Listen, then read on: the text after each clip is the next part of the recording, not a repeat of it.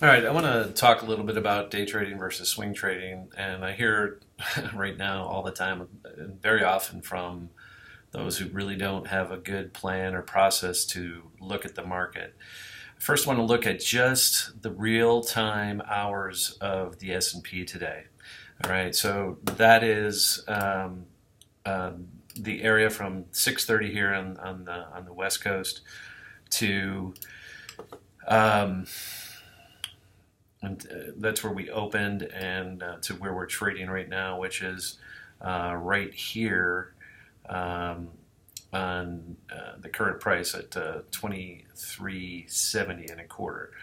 So what I've done, or what I'm trying to do, excuse me, is I'm trying to just draw kind of a here's our day today in that bar, and you can see from the open to the high or the low, which happens to be at the open, to the high. Our range today in the real time trading hours is, and I say a mere seriously, 1175. So it's just over a half of a percent wide. And I hear people say this all the time. Oh, buy the effing dip. And I guess if to that point, your dip just came, and the only dip that we had in real trading hours was right here to 23.65. Now, I happen to be a seller. I was looking at 23.75 because of my long term work, which I'll pull back to in a second. And we were looking for a move to 75 to sell today in the S&P.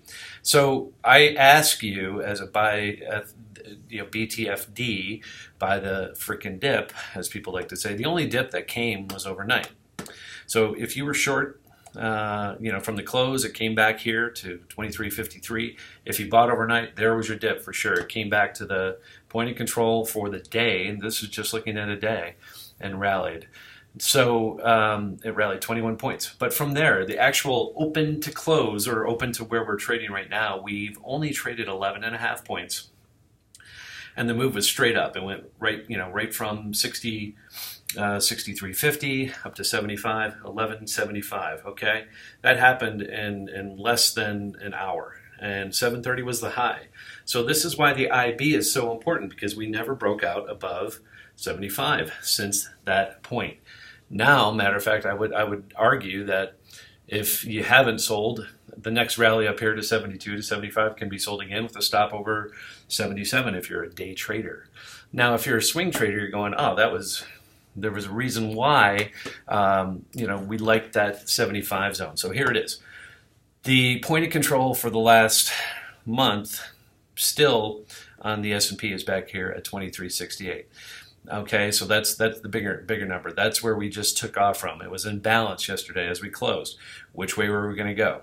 Well, we went back here, but we've only gone to the bottom of this 75 area. This little hole in the profile, if you will, was filled. The Nasdaq has made new highs, but the S&P, the Dow, the Russell, still, again, all three are going higher, but not to the all-time highs like the Nasdaq did again today. So this is why I continue to focus on the S&P. It's still the big daddy. We're highly overbought now on a stochastic level, which doesn't necessarily mean one way or another. We went from oversold to overbought, and we pulled back on this chart right from we're coming now to the day's point of control, which is right here at 72. So that's why I said if you haven't behaved, it's almost lunch. Any rallies back to 72, sell again.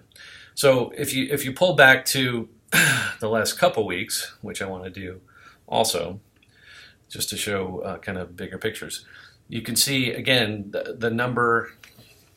Whoops, sorry about that.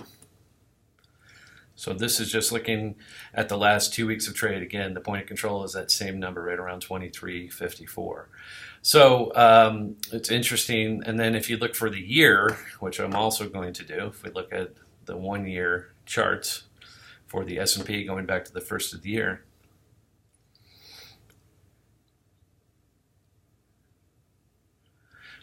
our point of control is still, and I say still because it's been here for a long time, still back here at 22.65.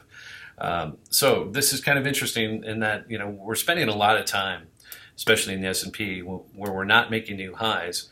And it's this can shift, but we're going to have to make a new high at some point for that to shift. So there's definitely a lot of confusion still in this market. And I just want to point out that the ranges still are very muted intraday. So from the true market open to close today, we're still sitting at a total of 11.5 points. So not very wide, less than 0.5%. And this was your dip. If you want to say buy the dip, sure, you could have bought it here again, anywhere 65 or better.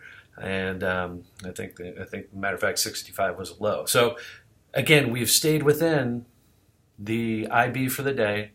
Not much has moved here, and we're below the point of control. So day traders now are saying, okay, we barely got above it. Spent a lot of time. Most people now that bought on that chase on that open are trapped, and they're just looking to get break even. So that's how I see this market, from short term to long term to midterm. There's a lot of things going on here, and just wanted to point it out, and hope that helps.